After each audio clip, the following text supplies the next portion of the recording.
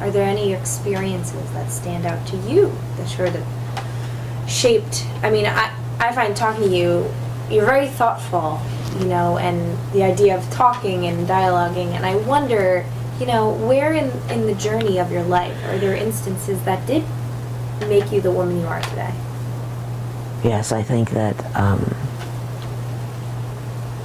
think in 1973, 1974, I think 1971 was when the bishops of the world got together and they issued a document called Justice in the World, which I think that was radically inspiring.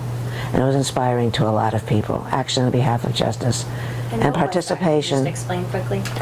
Well, what they said in it was action on behalf of justice and participation in the transformation of the world truly appeared to them to be a constitutive dimension of the preaching of the gospel and for the transformation of the world. So this was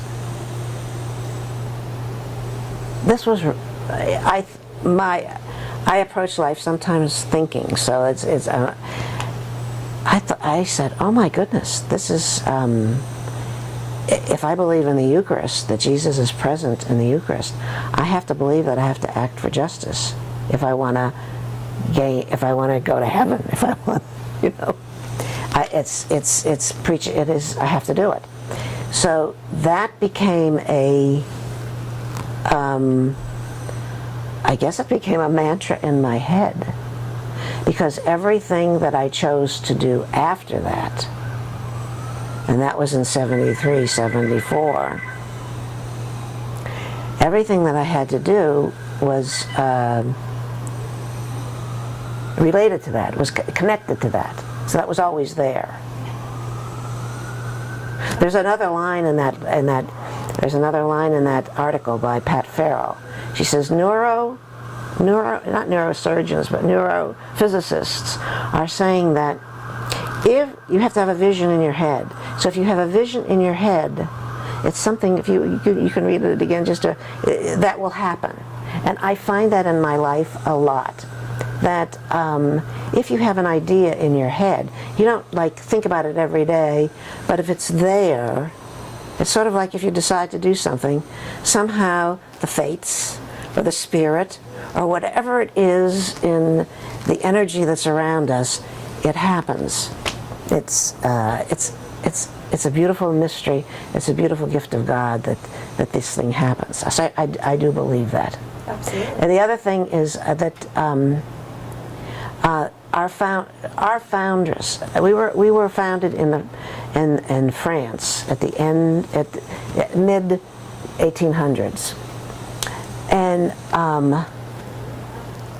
we were founded actually in a great time of sadness for the foundress, because she and her husband had been supportive of this priest who is our founder, Father Jean-Antoine Gaillac, and they had promised each other that if one of them died, that one of them would become a nun, the other would become a priest. Well, they were young, 40s, and he died. And I think it was, I don't know, maybe October. Within a few months, they were friendly with this priest, and they knew what he was doing. They knew that he was in dialogue with other women, and he wanted to found a congregation. But she went to him within 2 months, and she said, "I'm ready." And she really loved her husband. They had a good marriage, and they were happy. And so it was a time of sorrow, and it was a time of pain.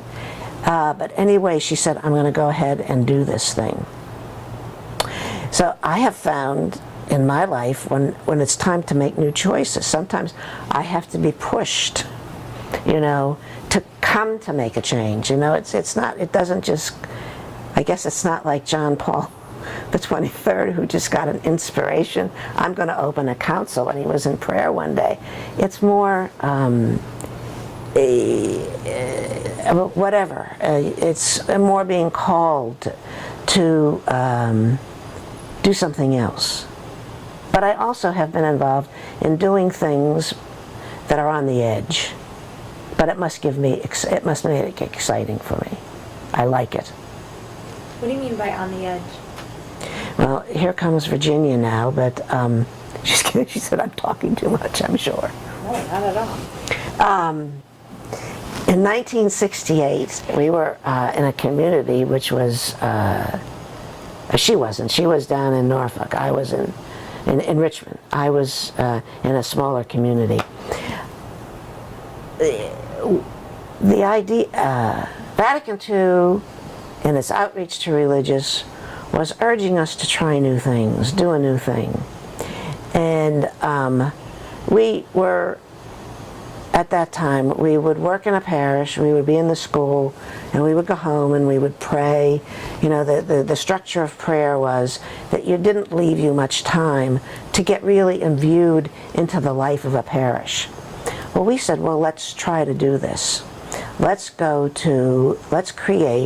formulate a new community and go to a particular parish and offer ourselves not only to teach in the school, but to work with the choir, to work with the religious ed, to work with the adult education, and just become really part of that. And so that was in '68. So we wrote up a proposal. We went to our provincial. We presented it to her. And fortunately there was a school that we could go to, and so we went to it.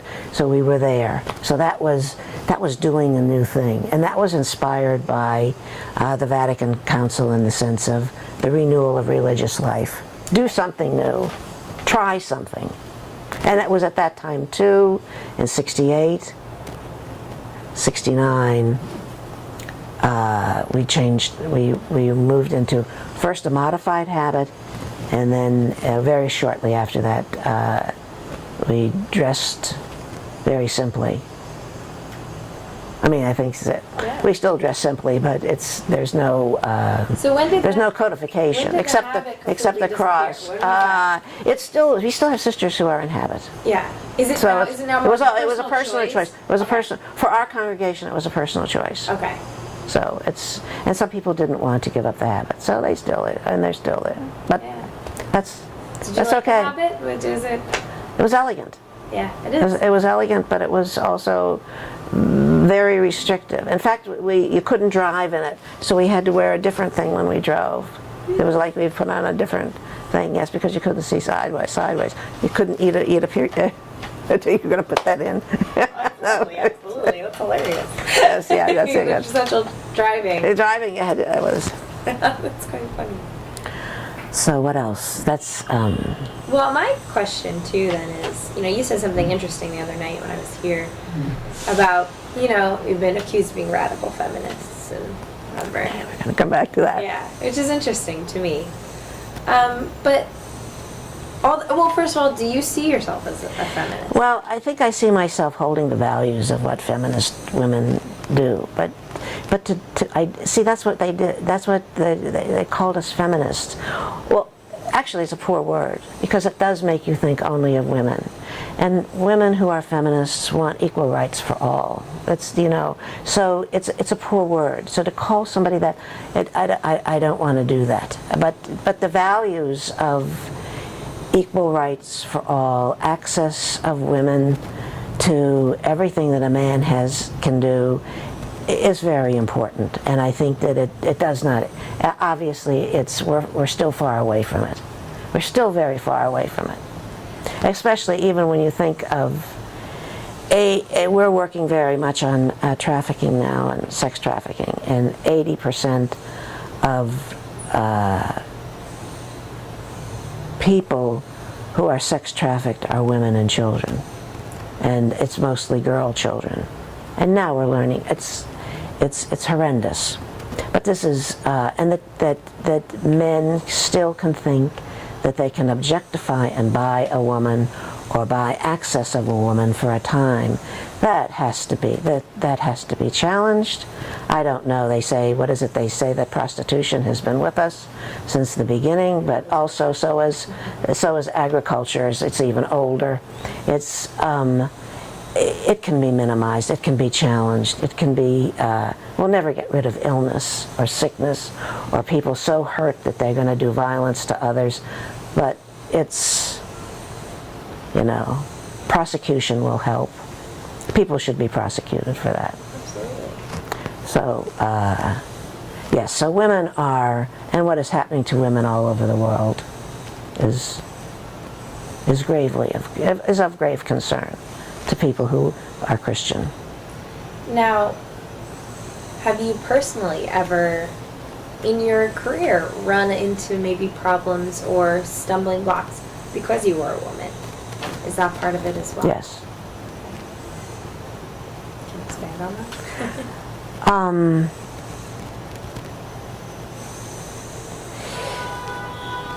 It's good. It's a lot of it is in retrospect, because it also demanded, when some of the events, I was part of it in the sense of acquiescing, or I guess I was always considered a rebel, so I guess some people would say, oh, she didn't act. Yes, I think that when I was a principal of a school. This is 68 to 73. And I think there was a conflict with the pastor and me, because his idea of what I should have been doing was, even in my young state at that time, of not being very radicalized, or in the sense of understanding my rights. But I would do such things as, there was like the school board meeting. He didn't expect me to attend the school board meeting, and was surprised that I would come to the school board meeting, and I was the principal of the school. Now that never even entered my mind as to, whatever. And then different choices that I would make, and he would be very surprised about that. And then my not being assertive enough so many times. And so it took time to develop assertiveness. I mean, remember, I don't know, when you were young, probably your mother or your grandmother, they went to assertiveness trainings, to show how they could become. And it's, I think girls are still like that, Gloria Steinem, I know did you ever hear her story? Yeah. I think when the little boy, she asked the little boy, what would you be if you were a girl? What would you grow up to be? And he's sitting there saying, he said, I guess I'd grow up to be nothing. Because he had said as a boy he could be all these different things. And then she said to him, now if you were a little girl and you were going to grow up, what do you think you'd be? And he started thinking and thinking. He said, I guess nothing. And even he knew it. Yeah. Now, do you think being in religious life and being in a community of women, did that help you be more assertive? I think so. We have so many gifts of education, workshops, collaboration with others like us, and then the depth of prayer that we have, living in community, supporting one another. Yeah, I think that we do. And part of you says, how can we share this more? How can we do more of this? And I think maybe this is the challenge to us, is how can we open. Our religious congregation now is having Saturday afternoon prayer sessions.